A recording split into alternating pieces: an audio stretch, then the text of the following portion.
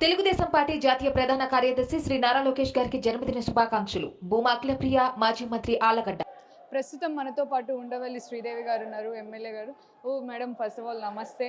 అసలు ఇప్పుడు టీడీపీలో చేరారు, అసలు ఎక్కడి నుంచి పోటీ చేయబోతున్నారు ఇప్పుడు వచ్చే ఎలక్షన్స్లో? ఇప్పుడు మనందరం కార్యకర్తలం. పార్టీ ఏం చెప్తే అది చేయడానికి అందరూ రెడీగా ఉన్నాం.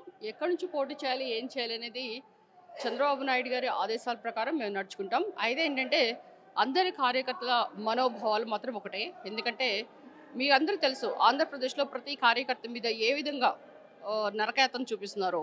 బయట నడిస్తే కేసు, మాట్లాడితే కేసు, ప్రశ్నిస్తే కేసు, ప్రతిపక్షాలు ఇలా ధ్వంసం, ఏది చెయ్యని దానికి కూడా కేసులు పెట్టి ఎంతో నరకయాతన, రాక్షస పాలన నడిపిస్తున్నారు. అయితే ప్రజలందరూ కూడా ఒకే మాట అంటున్నారు, రానున్న 2024 ఎలక్షన్లో అసలు ఎలక్షన్ ఎప్పుడు వస్తుందా అని కూడా వెయిట్ చేస్తున్నారు. ఎందుకంటే ఈ రాష్ట్రానికి పట్టిన దరిద్రాన్ని, క్యాన్సర్ గడ్డని వదిలించుకోవాలంటే చంద్రబాబు నాయుడు గారు లాంటి విజనరీ మాత్రమే ఇది సాధ్యం. కనుక నారా చంద్రబాబు నాయుడు గారు ఎప్పుడు సీఎం అవుతారని కూడా ఎదురు చూస్తున్నారు. అయితే ఇటు జగన్మోహన్ రెడ్డి ఏమో 175 మాకే వస్తాయి సీట్స్, టీడీపీకి ఒక్కటి కూడా రావు అని చెప్తున్నారు. దీనిపై మీరు ఎలా స్పందిస్తారు? ఏ పార్టీ అయినా వాళ్ళ పార్టీ బాగుందని అనుకుంటారు. అదొక భ్రమ, అదొక మిథ్య అంటారు. So it's like they are in delusions. So 175/175 why not 175 అంటుంటే ఇప్పుడు ప్రతిపక్షాలు కూడా అంటున్నాయి, వై నాట్ పులివెందుల అని, వై నాట్ 1 to 7 అని. ఎందుకంటే ఈరోజు ఎలా ఉందంటే ఆంధ్రప్రదేశ్ పాలన మీ అందరికీ తెలుసు, కొత్తగా చెప్పక్కర్లేదు. ఒక రోడ్డు లేదు, రోడ్లో ఎలా ప్రయాణం చేయాలని కూడా క్యాబ్ డ్రైవర్స్ ఏంటంటే, తర్వాత ఆటో డ్రైవర్స్ మదన పడుతున్నారు. ఎందుకంటే వాళ్ళకి 10,000 ఇచ్చేసి ₹1,00,000 ఖర్చు వస్తుంది వాళ్ళకి. ఎందుకంటే ఆ టైర్లు పంక్చర్ అవడం, లేకపోతే ట్యాక్స్లని, తర్వాత వాళ్ళకి లైసెన్సులు సరిగా లేవని. సో కనుక ఒక చేత్తో ₹10 ఇచ్చి ₹100 లాంటిది ఇచ్చి ఇంకో చేత్తో 1,00,000 కొట్టేస్తున్నారు. ఇప్పుడు నిత్యావసర సరుకులు చూడండి ఏ విధంగా రేట్లు పెరిగినాయి. నేనే ఈ మధ్య ఒక చోట షాప్కి వెళ్ళాను, ఒక ఆయిల్ ప్యాకెట్ అడుగుతుంటే ఒక ₹100 ఇచ్చా. కాదండి ఇది 180 అంటున్నారు. అంటే ఎలాగా రేట్లు పెరిగినాయో మీరు చూడండి. ఒక పప్పు ధర, సపోజ్ పెసరపప్పు, మొన్న పండక్కి పెసరపప్పు కొందామని వెళ్తే అది కాస్త ₹180, 200. సో ఏది కూడా పట్టుకుంటే 200 తప్పితే ఏది కూడా 100 లోపు లేదు. అంటే నిత్యావసర సరుకులు అయితేనే, డీజిల్ పెట్రోల్ ధరలు అయితేనేంటి, అసలుకి రాష్ట్రంలో యువతకు ఉపాధి కావాలన్నా, లేకపోతే రాష్ట్రం అమరావతి కట్టాలన్నా, లేకపోతే పోలవరం నిర్మించాలన్నా, లేకపోతే ప్రత్యేక హోదా కావాలన్నా, ఇవన్నీ డిమాండ్స్ ప్రజలకి ఎన్నో ఉన్నాయి. ఎవరు కూడా ఒక్కసారి కూడా, నాకు కూడా తెలుసు, నేను ఢిల్లీలో ఒకసారి వైసీపీలో ఉన్నప్పుడు, నియోజకవర్గ ఇన్ఛార్జిగా ఉన్నప్పుడు వెళ్ళి మేమందరం కూడా అక్కడ మాట్లాడడం జరిగింది, ప్రత్యేక హోదా కావాలి, ప్రత్యేక హోదా కావాలని. ఆ రోజు వైసీపీలో ఉన్నప్పుడు ఆ మాట అన్నాం. కానీ ఆ వైసీపీలో నేను ఎమ్మెల్యేగా గెలిచిన తర్వాత ఆ మాటే లేదు. అంటే ఎలక్షన్ల ముందు స్టంట్స్ వేరుంటాయి, ఎలక్షన్ తర్వాత మాట తప్పటం, మడిమ తిప్పటం. జగన్ అంటే మాట తప్పడు, మడిమ తిప్పడు. కానీ ఇవన్నీ కూడా ఇప్పుడు అంగన్వాడీ మీద ఎంత కేసులు పెట్టడం, తర్వాత ఈరోజు వాళ్ళ పోస్టింగ్లు కూడా ఊడిపోతాయని చెప్తున్నారు, కొత్త వాళ్ళు వేస్తామని. సో ప్రతి ఒక్క వర్గం, ఒక రైతులేంటి, మహిళలు అయితేనేంటి, ఇక ఎస్సీస్ దళితుల గురించి అసలు చెప్పక్కర్లేదు. ఎందుకంటే 27 సప్లై నిధులు నొక్కేస్తారు. ఆ నిధులు కాస్త డైవర్ట్ చేయటం, రకరకాల నవరత్నాలని నవమోసాలు చేయటం. అంతేకాకుండా ఈరోజు మనం గమనిస్తే అసలుకి ఈ అంబేద్కర్ విగ్రహం అనుకుంటూ కడితే ఇక్కడ హైదరాబాద్లో అది 150 కోట్ల దగ్గర అవుతుంటే అక్కడ 400 కోట్లు ఎందుకైంది? అంటే ప్రతి చోట కమిషన్స్ దాచుకో, దోచుకో, పంచుకో, ఇది డిప్యూటీ పథకాలు తప్పితే అక్కడ ఏమీ లేదు.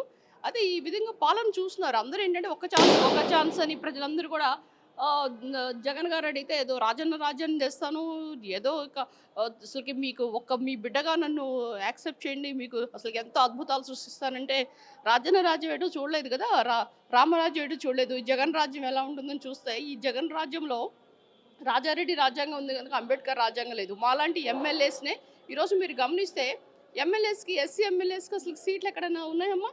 తీసుకునే అన్నీ వాళ్ళవే. అసలుకి ఈరోజు ఎమ్మెల్యేస్ని మ్యూజికల్ చైర్స్ లాగా అటు నుంచి ఇటు నుంచి ఆ చెత్తను తెచ్చి ఇంకొక చోట, ఈ చెత్తను తెచ్చి ఇంకో చోట, ఇట్లా మ్యూజికల్ చైర్స్ లాగా ఆడుతుంటే అసలుకి అంత స్టెబిలిటీ లేకుండా ఎమ్మెల్యేస్ని మారుస్తున్నారంటే వాళ్ళు ఏ విధంగా సంకేతం ఇస్తున్నారు? మీరు అడుగుతున్నారు 175 నియోజకవర్గాల్లో 170 వై నాట్ 175 అంటే అసలు కంటే నువ్వు ఆ ఎమ్మెల్యేని నుంచోబెట్టి నువ్వు గెలిపించలేవా ఆ క్యాండిడేట్ని? సో ఆ క్యాండిడేట్ని తీయటం అనేదే అక్కడ instability. They don't have what you say that they will win. So కనుక ఒక చెత్తను తెచ్చి ఇంకో చోట వేస్తే వాళ్ళు మాత్రం యాక్సెప్ట్ చేస్తారా? ఇంక కొత్తగా ఉన్న ఇంకొక ఏంటంటే ఇప్పుడు కొత్త క్యాండిడేట్స్ మార్చిన తర్వాత వాళ్ళ మీద కూడా సర్వే చేసి వీళ్ళు సరిగ్గా లేరు ఇంకొకళ్ళని తీసుకురాడు. అంటే ఏంటంటే ఒకటో కృష్ణుడు, రెండో కృష్ణుడు, మూడో కృష్ణుడు ఇలా క్యాండిడేట్స్ మారుతూనే ఉంటారు. మీరు ఎప్పుడైనా రిలే ఆడారా చిన్నప్పుడు? ఒక స్టిక్ తీసుకెళ్ళి ఇంకొకరికి ఇస్తారు, వాళ్ళు తీసుకెళ్ళి ఇంకొక పరిగెత్తారు, ఇంకొకరు తీసుకెళ్ళి ఇంకొక చోట ఫైనల్గా. సో ఆ ఫైనల్గా ఎలా పరిగెత్తాడంటే అసలు కోఆర్డినేషన్ సరిగ్గా లేకపోతే అక్కడే ఆగిపోతారు. సో కనుక ఈ విధంగా జరుగుతుంది. కనుక ఈ ఎమ్మెల్యేస్ క్యాండిడేట్స్ని నియామకం దగ్గర నుంచి ప్రతి ఒక్కడు కూడా అసలు ఈ ఎస్సీ ఎమ్మెల్యే సపోజ్ వాళ్ళందరూ కూడా ఒక డాక్టర్ అయి ఉంటారు, నాలంటి వాళ్ళు, లేకపోతే ఒక ఇంజనీరు, అన్నీ కూడా వదులుకొని దేశానికి సేవ చేయాలి, రాష్ట్రానికి సేవ చేయాలనే ఉద్దేశంతో మనం ఒక సెక్టర్లో సపోజ్ నాలాంటి డాక్టర్స్ ఆ హాస్పిటల్లో పనిచేస్తే ఓన్లీ కొంతమంది ఒక రంగం మాత్రమే చూడగలం. మనం విస్తృతంగా మన సేవలు అందించాలంటే ప్రజాసేవ కూడా సోషల్ సర్వీస్ కూడా మన యొక్క పరమావధి. కనుక వెళ్తే వాళ్ళకి సీట్లు పీకేస్తుంటే వాళ్ళు నెక్స్ట్ వాళ్ళ భవిష్యత్తు ఏంటి? ఇప్పుడు మీకు సీట్ ఏమైనా ఇవ్వలేదని జనాలు చెప్తుంది ఏంటంటే ఇప్పుడు ఎమ్మెల్యే నియోజకవర్గాల క్యాండిడేట్స్ని మీద వ్యతిరేకత కాదు, అక్కడ వ్యతిరేకత అంతా జగన్ మీద ఉంది. ఆయన మారిస్తే కానీ రాష్ట్రం బాగుపడదని ప్రజలందరూ కూడా నిశ్చయించి కూర్చున్నారు. ఇప్పుడు మీరు ఒక మాట అన్నారు, ఎమ్మెల్యేలని పీక్ పడేస్తున్నారని. అంటే మీకు ఎమ్మెల్యే సీట్ ఇవ్వలేదని మీరు ఏమైనా పార్టీ మారారా? అమ్మ నేను ఈ విషయం మీకు 1.5 year నుంచి చెప్తున్నాను. నేను పార్టీ మారటాలు నేను ఏ స్టాండ్ కూడా తీసుకోలేదు. నేను మొన్నటి వరకు కూడా I'm in YCP rebel MLA. ఎందుకంటే నా ప్రదేశం రాజధాని ప్రదేశం తాడికొండ. సో చంద్రబాబు నాయుడు గారు ఇచ్చిన తాడికొండ రాజధానిలో ఆల్మోస్ట్ 150 కిలోమీటర్ రేడియస్లో 14 ఎస్సీ నియోజకవర్గాలు ఉన్నాయి. అంటే ఒక దళిత కాన్స్టిట్యున్సీలో రాజధాని పెడితే ఒక రాజధాని కాదు 3 రాజధానులు అనుకుంటూ ఈ రాజధాని రైతులు 33,000 మంది వాళ్ళ యొక్క పొలాల్ని త్యాగం చేసి రాజధానికి ఇచ్చారు. సపోజ్ నీకే ఒక 10 ఎకరాలు ఉంది, నువ్వు రాజధాని నిర్మాణం కొరకు ఇచ్చావు, కానీ ఇక్కడ రాజధాని లేదు అని చెప్పేసి వైజాగ్ అని కర్నూలు అని ఇలా మాటలు మార్చి అక్కడ మాత్రం ఏం చేశారు అంటే ఇక్కడ రేట్లు తగ్గించి ఇచ్చిన వాళ్ళని మొదలుపెట్టి వాళ్ళు టెంట్లో ఈ ఆల్మోస్ట్ 1500 రోజుల పైన వాళ్ళు ధర్నాలు చేస్తున్నారు. వాళ్ళకేమన్నా ఒక రోజు ఆగి వాళ్ళకేమన్నా భరోసా ఇచ్చారా? రాజధాని ఇక్కడే ఉంటుందని చెప్పారా? కానీ వాళ్ళు ఎన్నో ఎదుర్కొని కోర్టులో కేసులు వేసుకొని లాస్ట్కి ఈ రాజధాని నాశనం చేయడానికి కూడా పక్క నియోజకవర్గాల నుంచి చాలామందిని తెచ్చి ఈ యొక్క 51,000 మందికి 1 సెంట్ చొప్పున అక్కడ రాజధాని అంటే R5 జోన్లో ఇచ్చారు. యాక్చువల్గా ప్రజలకి నివాస యోగ్యమైనది R3 జోన్. సో ఇలాంటప్పుడు అంటే ఏంటి, ఒక పరిశ్రమలు వచ్చే దగ్గర సపోజ్ ఒక చోట పార్క్ హయత్ వచ్చింది, లేకపోతే ఒక లెమన్ ట్రీ వచ్చింది, అలాంటి చోట చిన్న గుడిసెలు 1 సెంట్లో చిన్న ఇల్లు ఉండవు కదమ్మా. సో అది కమర్షియలైజ్డ్ పరిశ్రమల కొరకు తర్వాత ఏమైనా విద్యా సమస్యల కొరకు ఉంచిన జోన్ అది. ఆ జోన్ని డిస్టర్బ్ చేసి అంటే రాజధాని సర్వనాశనం చేయాలి, ఈ రాజధాని ఇక్కడ ఉండకూడదు, దీనికి ఒక అమరావతి అని పేరు పెట్టి అసలు అక్కడ రాజధాని ప్రజల మనోభావాలను దెబ్బతింటే ఇప్పుడు నేను రాజధాని ఎమ్మెల్యేగా అంటే నా ప్రజలు ఏమైనా కానీ నేను మాత్రం నా పదవులు తీసుకొని నేను హ్యాపీగా ఉంటాను, నాకు మినిస్టర్ పదవి కావాలి, నేను మళ్ళీ కంటెస్ట్ చేయాలి, నేను అలా రాలేదు. నేను హైదరాబాద్లో ఐఎమ్ టాప్ 10 డాక్టర్స్లో గుడ్ ప్రాక్టీషనర్. నేను అక్కడికి వెళ్ళింది మా తండ్రి గారి ఆశయాల కొరకు నేను పార్టీ తరపు నుంచి సేవలు అందించడానికి నాకు ఆ పార్టీ అవకాశం ఇచ్చింది. అలాంటప్పుడు ప్రజలు నాకు ఓటేసి నన్ను ఎమ్మెల్యేగా నించుంటే లేదు వాళ్ళు టెంట్లో ధర్నాలు చేస్తుంటే లేకపోతే లేడీస్ ధర్నాల్లో వాళ్ళ జుట్టు లాగి వాళ్ళ డొక్కలో తన్ని వాళ్ళని చిత్రవద చేస్తుంటే బాగుంది, ఒకే రాజధాని ఉండాలని మనం అలా అనం కదా. ఒక రాజధాని ఉండాలి అని నేను చెప్పితేనే వాళ్ళు మనకి ఓటేశారు. ప్రతి ఒక్క రోజు కూడా నేను ప్రతి ఇళ్ళకి వెళ్ళినప్పుడు కూడా క్యాంపెయిన్ చేయనప్పుడు రాజధాని ఇక్కడే ఉంటుంది కదా అని నన్ను అడిగారు. నేను అప్పుడు చెప్పాను ముఖ్యమంత్రి గారు ఇక్కడే ఇల్లు కట్టుకున్నారు, రాజధాని ఇక్కడే ఉంటుందని. మరి అలాంటప్పుడు ఈ రాజధానిని తీసుకొని వెళ్తుంటే నేను సంతోషంగా తీసుకెళ్ళండి 3 రాజధానులు ముద్దు అనలేను కదా. సో కనుక నా ప్రజల కొరకు నా యొక్క 1.5 year ఎమ్మెల్యే పదవి కూడా త్యాగం చేసి ప్రజల తరపున అమరావతి రైతులకి నేను మద్దతు ఇస్తూ ముందుకెళ్తున్నా. అయితే వైఎస్ షర్మిల పార్టీలో కాంగ్రెస్ పార్టీ అధ్యక్షురాలుగా చేపట్టారు.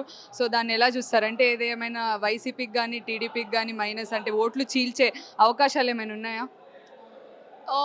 వైఎస్ షర్మిల గురించి మనం ఎక్కువ మాట్లాడుకుందామా? పార్టీ సిద్ధాంతాల ప్రకారం ముందుకెళ్తారు. సో ఆమె పనిచేసే తీరుని బట్టి కాంగ్రెస్ పార్టీని యాక్చువల్లీ అది తల్లి కాంగ్రెస్ అక్కడ జనాలందరినీ కూడా తీసుకొని ఈ పిల్ల కాంగ్రెస్ వైసీపీ అనేది డెవలప్ అయింది. ఇప్పుడు ఎప్పుడైతే మళ్ళీ తల్లి వస్తుందో పిల్లలందరూ వెళ్ళిపోతారు, అది అక్కడ జరిగే విషయం. కనుక అది మైనస్ ఫర్ వైసీపీ కానీ తెలుగుదేశం కాదు. ఎందుకంటే తెలుగుదేశం పార్టీ అనేది కాంగ్రెస్ పార్టీకి వ్యతిరేకంగా తెలుగువారి ఆత్మగౌరవం కొరకు నిర్మించబడ్డ పార్టీ. అన్న ఎన్టీఆర్ గారు స్థాపించారు. సో అలాంటప్పుడు కాంగ్రెస్తో ఇర్రెస్పెక్ట్ ఆఫ్ ఎనీ పార్టీ తెలుగుదేశంకి ఎలాంటి డ్యామేజ్ ఉండదు. కనుక వాళ్ళు అన్న చెల్లి తేల్చుకోవాలి తప్పితే అది తెలుగుదేశం పార్టీకి జీరో మైనస్ అవుద్దని కూడా చెప్తున్నాను. ఒక నిలకడ లేని ప్రభుత్వం జగన్మోహన్ రెడ్డిది అంటూ కూడా ఉండవల్లి శ్రీదేవి గారు చెప్తున్నారు. ఎందుకంటే రోడ్లు సరిగ్గా లేవు, ఏదో ఆటోలకి క్యాబ్ డ్రైవర్లకి 10,000 పడేస్తున్నారు, కానీ వాళ్ళకి మొత్తం ₹1,00,000 అవుతుంది. ఈసారి 175 కాదు కదా, 127లో కూడా వాళ్ళు గెలవరు అని చెప్తున్నారు ఉండవల్లి గారు. కెమెరామెన్ పరశురామ్తో దివ్య, RTV హైదరాబాద్. మరిన్ని వీడియోస్ కోసం ఛానల్ ని సబ్స్క్రైబ్ చేయండి, లేటెస్ట్ అప్డేట్స్ కోసం వాట్సాప్ ఛానల్ ని ఫాలో చేయండి అండ్ లింక్ డిస్క్రిప్షన్ లో ఉంది.